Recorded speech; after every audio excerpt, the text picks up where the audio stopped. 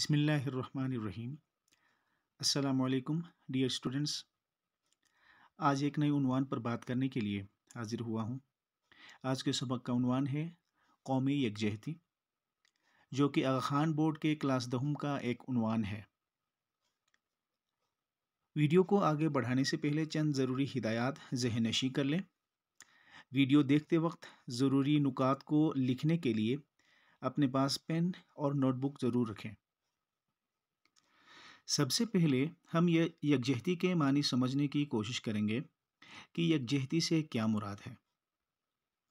اس سے مراد یہ لیا جا سکتا ہے کہ جب دو یا دو سے زیادہ لوگ مشترکہ مقاصد کو حاصل کرنے کے لیے متحد ہوتے ہیں اور ایک دوسرے کے ساتھ تعاون کرتے ہیں، اس سے یکجہتی کہا جا سکتا ہے۔ دوسرے معنوں میں یکجہتی مشترکہ مفادات یا اہداف پر مبنی اتحاد کا احساس ہے، جس میں بہت سارے افراد مشترک ہیں، ایک ہی سماجی گروپ سے تعلق رکھتے ہیں اور مختلف مقاصد حاصل کرنے کے لیے مل جل کر ساتھ کام کرتے ہیں۔ عام طور پر اسے یکجہتی کہا جا سکتا ہے۔ اب ہم دیکھتے ہیں کہ قومی یکجہتی سے کیا مراد ہے۔ جب کسی ایک ملک میں یا ریاست میں لوگ مشترکہ مقاصد کو حاصل کرنے کے لیے جدوجہد کرتے ہیں، چاہے اس ملک میں موجود لوگوں کا مذہب، نسل، ذات اور زبان جو بھی ہو، یہ ایک مسلمہ حقیقت ہے کہ اچھے انسان اس مٹی سے پیار کرتے ہیں جس میں انہوں نے جنم لیا ہوتا ہے۔ دنیا کا ہر مذہب انسان کو اخوت اور انسانیت کا درس دیتا ہے۔ جب کسی قوم کے لوگ آپس میں پیار و محبت اور اتفاق و اتحاد سے رہتے ہیں تو دوسری قوموں کے لوگ ان کی طرف آنکھ اٹھا کر بھی نہیں دیکھ سکتے، لیکن جب اس کے برعکس ہو تو دوسری اقوام ان پر قابض ہوتی ہیں اور ان کو اپنا غلام بناتے ہیں۔ مثال کے طور پر برصغیر پاک و ہند میں انگریزوں نے لڑاؤ اور راج کرو کی پالیسی پر چلتے ہوئے کیسے مسلمانوں اور ہندوؤں پر کئی سال حکومت کی۔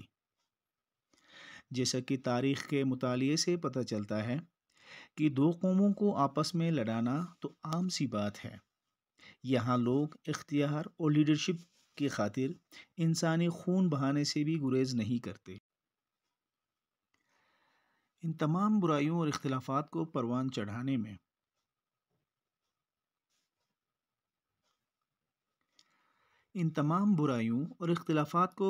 چڑھانے میں پرنٹ میڈیا اور سوشل میڈیا سمیت ٹی وی چینلز کا بھی بھرپور کردار رہا ہے، جو معمولی واقعات کو فرقہ وارانہ رنگ دے کر اور خوب مرچ مسالہ لگا کر عوام کے سامنے پیش کرتے ہیں اور لوگوں کے درمیان اختلافات کا ایک ختم نہ ہونے والا پل تعمیر کرتے ہیں اور اپنی رینکنگ میں اضافہ کرتے ہیں۔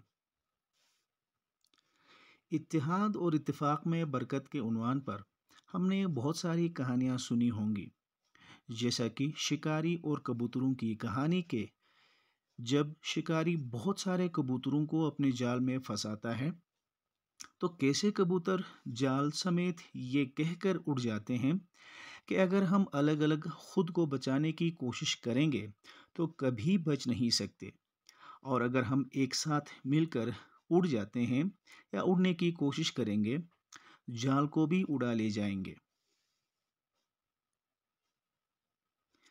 اسی طرح چار بیل اور شیر کی کہانی بھی تو سنی ہوگی کہ جب جنگل میں شیر بیلوں کو آپس میں لڑتے دیکھ کر سوچتا ہے کہ یہ تو آپس میں لڑتے رہتے ہیں، ان کو ایک ایک کر کے کھا سکتا ہوں۔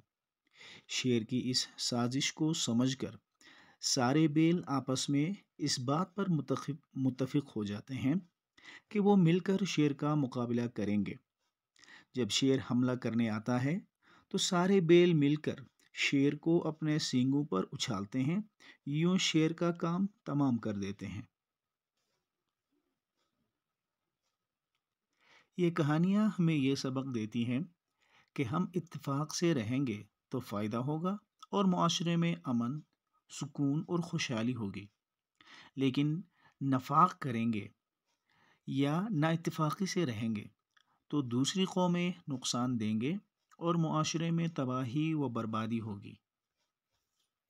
لیکن ہمارے ارد گرد کچھ لوگ ایسے بھی ہیں جو اتفاق کو توڑ کر فائدہ اٹھا رہے ہوتے ہیں اور لوگوں کے بیچ یکجہتی کو ختم کرتے ہیں اور نفاق کو پروان چڑھاتے ہیں۔ ایسے میں اس معاشرے میں بھی اور پوری قوم کے لیے بھی نقصان ہوتا ہے، اور ایسے چند لوگ یا چند لوگوں کا فائدہ ہوتا ہے۔ دور حاضر میں پاکستان بہت ساری مشکلات کا سامنا کر رہا ہے، اور کچھ غیر ملکی عناصر پاکستان کی سیاسی اور معاشی ترقی کو بھی اور مذہبی و اخلاقی اقدار کو بھی داغدار کرنا چاہتے ہیں۔ ایسے میں اگر ہم دوسروں کی ان سازشوں کا حصہ بنیں گے یا اس کا شکار ہوں گے تو پوری قوم کا نقصان ہوگا اور تباہ و برباد ہو جائیں گے۔ اب ایسے میں پاکستان کو اتحاد، یگانگت اور اتفاق اور قومی یکجہتی کی اشد ضرورت ہے۔ ہم چاہے کسی بھی مقام پر ہوں، ایک پاکستانی شہری ہونے کی حیثیت سے ہم سب پر فرض ہے کہ پاکستان کو اتحاد اور اتفاق کی دولت سے مالا مال کرنے کے لیے شعوری طور پر کوشاں رہیں۔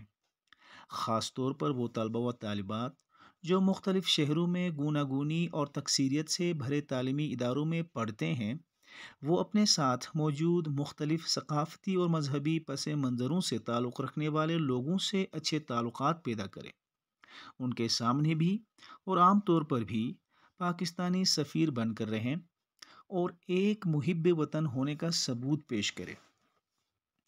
اسی طرح ہر طبقہ جیسا کہ خطیب حضرات اپنے خطبوں میں قومی یکجہتی کی حوصلہ افزائی کریں، اساتذہ کرام تعلیمی اداروں میں رنگ، نسل، ذات پات یا مذہب اور دیگر چیزوں میں فرق کو پروان چڑھانے کی حوصلہ شکنی کریں۔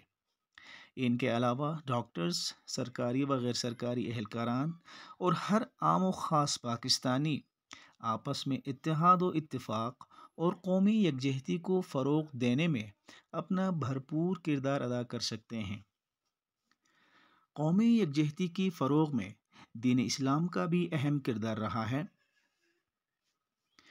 ایسا دین جو ہمارے سارے انبیاء علیہ السلام کا رہا ہے اور جو اللہ تعالیٰ کے نزدیک پسندیدہ ہے۔ اسی کا نام اسلام یعنی سلامتی ہے۔ سورہ آل عمران میں اللہ تبارک و تعالیٰ فرماتا ہے، اللہ تعالیٰ کے نزدیک دین صرف اسلام ہے۔ اسلام ایک عالمی اور آفاقی مذہب ہے۔ اس کی تعلیمات تمام افراد بشر کے لیے اسلام کسی خاص طبقے، علاقے، تہذیب یا رنگ و نسل کے لوگوں کو مخاطب نہیں کرتا، بلکہ وہ تمام انسانوں سے خطاب کرتا ہے اور سب کے لیے دین رحمت ہے۔ اسلام مساوات، اخوت اور رواداری کا درس دیتا ہے۔ اس پر عمل کرنے سے ہی کسی قوم میں اتفاق، امن، سلامتی اور یکجہتی جیسے خوبیاں جنم لیتی ہیں۔ اس سبق میں ہم نے یہ جاننے اور سمجھنے کی کوشش کی کہ قومی یکجہتی سے کیا مراد ہے۔ پاکستان میں قومی یکجہتی پیدا کرنے کے لیے حکومت، شہری اور مختلف طبقات سے تعلق رکھنے والے افراد کیا کردار ادا کر سکتے ہیں۔ اس کے علاوہ ہم نے یہ بھی جاننے کی کوشش کی کہ طلبہ پاکستانی معاشرے کی ترقی میں کیا کردار ادا کر سکتے ہیں۔ آخر میں ہم نے اسلامی تعلیمات کی روشنی میں مختلف ثقافتوں کے درمیان ہم آہنگی پیدا کرنے کی چند ایک مثالیں بیان کی ہیں۔ سبق کے حوالے سے کسی بھی قسم کا سوال ہو تو کمنٹ سیکشن میں ضرور پوچھ سکتے ہیں۔ اپنا بہت سارا خیال رکھیں۔ اگلے ٹاپک کے ساتھ پھر ملتے ہیں، تب تک کے لیے اللہ حافظ۔